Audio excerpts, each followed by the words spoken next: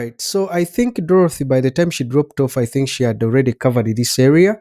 But just for recap purposes, she had spoken about the website where you can find resources for that are being used through the training of the entire 10 weeks. However, these resources are put there almost in real time. So that means that you cannot see the resources of week 3, week 4, week 5 before that week happens. Now, with this website, you have this key, which is home, attendance, assessments, videos, presentations. But we've already added on FAQ and contact us if you visit the website. How do you visit the website? Like Dorothy had said, for those who are there, you go to this bit.ly/BDDTOT site. Now, you go to this website, and once you get there, you will, it's a one-stop center that has everything like Dorothy has told you and I've hinted. Now, you can see here there's FAQ and here contact us. Those have already been added. Video means when you click on the video key, you are going to access the video recordings we are using in the training.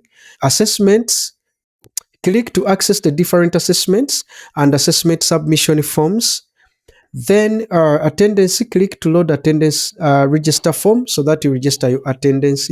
And the home takes you to the start of the website where you can see almost everything. And FAQ, click here to find the answers to the frequently asked questions. So the frequently asked questions are the questions that different teachers keep asking. Okay, contact us, click here to send us a message. We thought you would send us a message on WhatsApp, but we put another form that you are going to use not to WhatsApp. Yeah. Then the wonderful tool that is the gist, one of the reasons we are having this session is Mentimeter, which helps us in assessing participants in our trainings. These trainings could be the classroom. It could be maybe a training outside the classroom. Let's say with your students, you may want to interactively assess them and see if they are on track. All right. And see if they are what? If they are on track. Because if they are not, then it's going to be very difficult for you, you know. So how does Mentimeter look like? I've shown you that picture, but I'll go to let me open a tab here. Then I'll put the word Mentimeter. And then the moment I put in mentimeter.home, they are showing go to home because I'm logged in. But for you, you might not be logged in. So if you are not logged in, what happens? Let me first log out here and we see what happens. So if you are not logged in, they ask you to enter code to join a live Menti. So what a Menti means an assessment. You know, it's just a brand name. So what happens is that if Arnold had a lesson, let me say Arnold has a lesson and I'm a participant, Arnold will give me a code. I'll enter it here. Then I'll be able to answer the quizzes that Arnold has set for me to see if I'm active in the lesson. All right. So for that reason, for me, I'm already a member of Menti and I don't have any Menti to participate in. So because I don't have any Menti to participate in, I can just create a Menti and share it with you to participate. Okay, what I'm going to try to do, I'm going to try to log in with Gmail and then I'll select my account. And after selecting my account, they have logged me in and this is what I see. Okay, but sometimes you are not going to see this. Okay, sometimes you are going to see, let me show you. Sometimes you are going to see something like this because maybe it's your first time to log in or your second time and these people want to make money. So they keep promoting their paid packages and you see this one, the Pro, which is more expensive, is highlighted because they say it's the one which they recommend. Now, the thing is that if you are not vigilant, you may end up clicking it, yet you are not ready to pay. Okay, so be vigilant and click continue with free. Okay, the other screen you might see is this one. It's called an onboarding screen, whereby they want to understand what you want to use Mentimeter for. All right, so they have these questions. You choose the one that are appropriate for your needs. Then they can also ask you the type of work you do. You are an educator, maybe in secondary school. If you are in primary, K12 is equivalent to that. Or an administrator, you can be on the administration or the support department in high school, or you can even select other. Then they'll ask you another question. Now, these questions they ask you, they just want to know how to give you the best experience. So if you avoid them, it is your own problem. So it's very important to be honest with them so that these guys can give you the best experience, whether you are using the tool for free or for pay. Okay. And then you reach at this screen, which allows you to create a Mentimeter or a Menti. And now let me go back to the website itself. So this is the website. Now I can click new Menti and you see the same, like slightly the same screen like you've seen in the. So now once we come here, we have these three options: import slides, start with AI, or start from scratch. Now we want to start with AI. Then they ask us here, let's get started. What would you like to create? A live quiz, questions for your audience, shareable survey, or you are not sure? I'll say I'm not sure. And they will suggest for me that, do I want a retrospective session, team pulse check, scenario-based skills training, situational judgment survey? What do I want? So maybe I'll just go with the team pulse check. All right. And the AI will start working behind the scenes. The AI has done something and it returned some response. So it says, great, a team pulse check is a fantastic way to quickly gauge how your team is feeling and identify any areas that might need attention. To make sure the questions fit your needs, could you let me know if there's a specific focus for this pulse check, such as a team morale, workload, communication, or something else? So I may say, I want to find out if teachers ate posho or cassava for lunch. So yeah, let me just say, I want to determine our team morale, right? That's what I'm going to say. Then I'll click this button and I'll wait. And thanks for clarifying. It sounds like you want to gather some light-hearted feedback from teachers about their lunch choices, specifically whether they prefer posho, meals, or cassava for lunch. Is your main goal to use this as an icebreaker or to spark a fun discussion, or are you aiming to collect this information for a more formal purpose? So I can say it is intended, the goal is your main goal to use this? Yeah, use this as an icebreaker. That is, and you see, have you seen on the side here, it has created sub 1 and 2. All right. So what is it telling me? So here it says, thanks for letting me know. I'll update the lunch question so it stands out as an icebreaker at the start of your Menti. This will help set a relaxed, engaging tone before moving into the team morale questions. Would you like to keep the lunch question as a multiple choice, or would you prefer it as a word cloud where everyone can type their own answer in 1 or 2 words? So I'll just say a multiple choice. Then I'll press this button again. AI is working. You see, now here it's giving ideas that you may not even have. But if you had the ideas, what would you do? You wouldn't want to, you would just type and it will do. So here it says, I've made the lunch question the icebreaker and moved it to the start of your Menti. Would you like to add a closing slide to thank your team for participating? Yes, please. You see how many words have I written? It is the one that is in the driving seat. It's like we are in the taxi and the driver is like, whoever is about to move out, please tell us. And then you tell the conductor, where I'm going, I don't know properly, but please do what? When I reach this and this stage, please let me get out. So it's like it's what it's doing. And it says that it has added the closing slides, the closing slide for thanking. So, and then it says, would you like to personalize the thank you message? No. Publish. So let me see what it's going to do. Yeah, it says it's ready. You can now click continue to finalize your slides. You see, so I can click here and then I'll finalize my slide. Slides added, start editing. Now, the question is, these are very many slides to me. So I want to see the one which is an icebreaker. I think this is the one. So I'm gonna, for now, please indicate your level of agreement with the following statements. Oh, let me delete this slide. You just right click, you delete that slide. Describes your current workload. I want that, so let me remove this one. Which has many things that will take you time to read. And icebreaker, what do you usually eat for lunch? Posho, So, the thank you. And then I'll also remove this start slide. So, after doing that, do you see this code over here? I would like you to use your device and put in mentimeter.com. And the other thing is that each slide you go to, the code does not change because they consider this as one Menti. All right. So the code does not change. It's the same. It gives you access to all the questions in that particular Menti.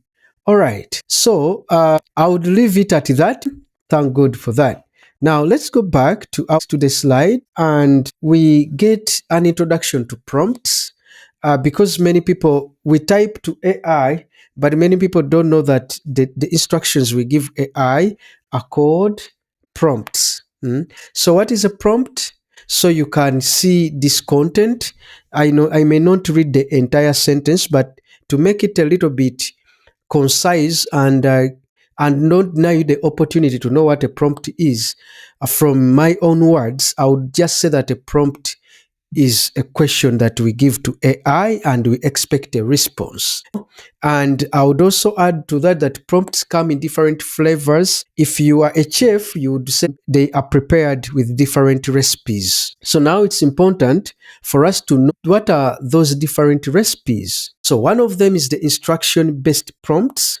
Give direct commands or tasks, just like what I've done on Menti. You've to tell it a lot of information. Now, I would like to open a small AI tool, this time not ChatGPT, and we practice with it. LM Studio. It's AI that works when you don't have internet. Of course, I have internet, so you may not really you may be like, hey, but he has internet. How is it working? Yes, that's okay. So LM Studio is a tool that you can get from lmstudio.ai and download it. But when you download it, you have to also download what we call large language models. So the website for LM Studio might look like, LM Studio, not AUI. Now, if you click download here, it is gonna allow you to download the app. All right. Then when you click models, you choose the model you want. But how you know that this model will work on my computer or not is this number that is with the letter B. Now, the bigger the number, the stronger the computer that is needed to run this. So for example, this is 7B. Probably it can run. B stands for parameters, okay? Because you know that large language models are trained on parameters. And the more parameters a large language model has, the more data it has, all right? So here you say 24, and it might, here you say 80, and that is really, really, really big, You can also click, to be sure, click one of the model, and then you see some information about it. But why I was leading you to this page is for you to see here. It requires this amount of RAM, 42 GB, and most of our computers have maybe 4 GB, maybe 8 GB, of RAM. So now if you click this one with 7B, it says 5 GB of RAM. This one can run on my on my laptop. if we look at the one of what? The one of 4B, No, no. Yeah, okay, let's first look at the one of 4B, which is, you see it says 2 GB of RAM. Now, these are the ones that you may run on computers with little RAM, all right?